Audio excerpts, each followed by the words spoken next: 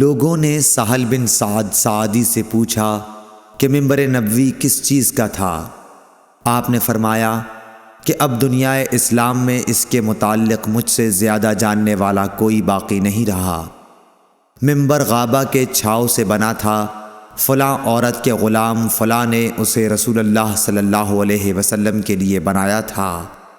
جب وہ تیار کر کے مسجد میں رکھا گیا تو رسول اللہ صلی اللہ علیہ وسلم اس پر کھڑے ہوئے اور آپ نے قبلے کی طرف اپنا منہ کیا اور تکبیر کہی اور لوگ آپ کے پیچھے کھڑے ہو گئے۔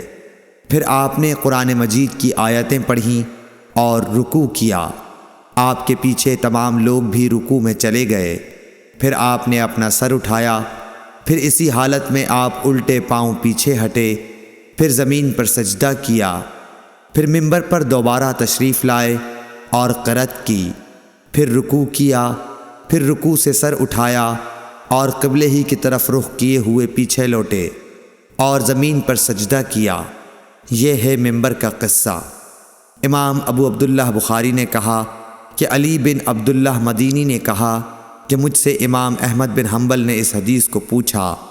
علی نے کہا کہ میرا مقصد یہ ہے کہ نبی کریم صلی اللہ علیہ وسلم نماز میں لوگوں سے اونچے مقام پر کھڑے ہوئے تھے، اس لیے اس میں کوئی حرج نہ ہونا چاہیے کہ امام مقتدیوں سے اونچی جگہ پر کھڑا ہو۔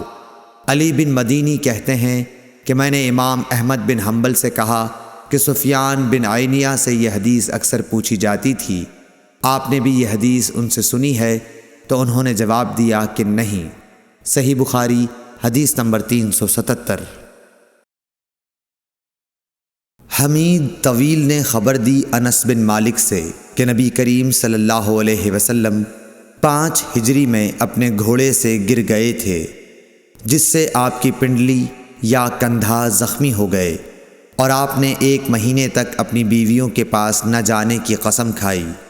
آپ اپنے بالا خانے پر بیٹھ گئے جس کے زینے کھجور کے تنوں سے بنائے گئے تھے۔ صحابہ مزاج پرسی کو آئے، آپ نے انہیں بیٹھ کر نماز پڑھائی اور وہ کھڑے تھے۔ جب آپ نے سلام پھیرا تو فرمایا کہ امام اس لیے ہے کہ اس کی پیروی کی جائے، پس جب وہ تکبیر کہے تو تم بھی تکبیر کہو، اور جب وہ رکوع میں جائے تو تم بھی رکوع میں جاؤ، اور جب وہ سجدہ کرے تو تم بھی سجدہ کرو، اور اگر کھڑے ہو کر تمہیں نماز پڑھائے تو تم بھی کھڑے ہو کر نماز پڑھو۔ اور آپ 29 دن بعد نیچے تشریف لائے تو لوگوں نے کہا یا رسول اللہ، آپ نے تو 1 مہینے کے لیے قسم کھائی تھی۔ آپ نے فرمایا کہ یہ مہینہ 29 دن کا ہے۔ صحیح بخاری حدیث نمبر 378۔ عبداللہ بن شداد نے حضرت میمونہ رضی اللہ تعالی عنہ سے روایت کی، آپ نے فرمایا کہ نبی صلی اللہ علیہ وسلم نماز پڑھتے اور حائضہ ہونے کے باوجود میں ان کے سامنے ہوتی۔ اکثر جب آپ سجدہ کرتے تو آپ کا کپڑا مجھے چھو جاتا۔ انہوں نے کہا کہ آپ کھجور کے پتوں سے بنے ہوئے ایک چھوٹے سے مصلے پر نماز پڑھتے تھے۔ صحیح بخاری حدیث نمبر 379۔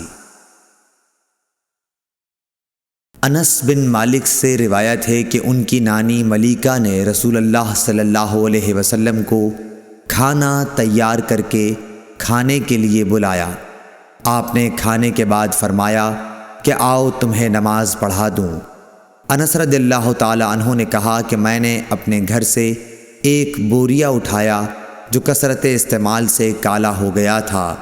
میں نے اس پر پانی چھڑکا، پھر رسول اللہ صلی اللہ علیہ وسلم نماز کے لیے اسی بوریے پر کھڑے ہوئے، اور میں اور ایک یتیم کہ رسول اللہ صلی اللہ علیہ وسلم کے غلام ابو زمیرہ کے لڑکے ضمیرہ آپ کے پیچھے صف باندھ کر کھڑے ہو گئے، اور بوڑھی عورت انس کی نانی ملیکہ ہمارے پیچھے کھڑی ہوئیں۔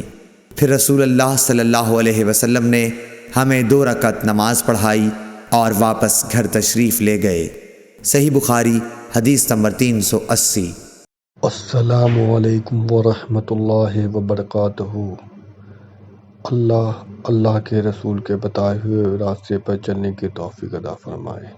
قرآن حدیث سننے اور اس پر عمل کرنے کی توفیق عطا فرمائے، اور جس کسی نے بھی ایک حدیث پڑھی اور آگے بڑھائی تو اللہ اس کا اجر ان کو دے گا۔